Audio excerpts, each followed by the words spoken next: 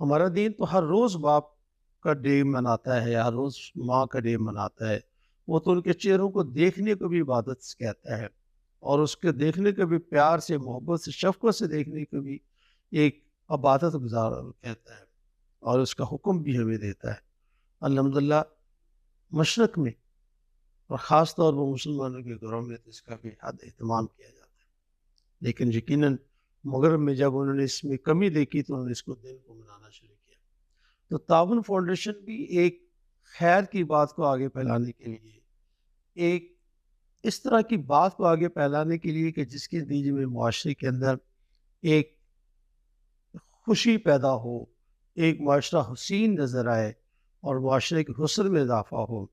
तो हमने भी ये सोचा कि इस मौका पर हम भी आपसे ये बात करना चाहें कि अगर कोई माँ-बाप की खिदमत में कमी रह गई है, तो उसको पूरा किया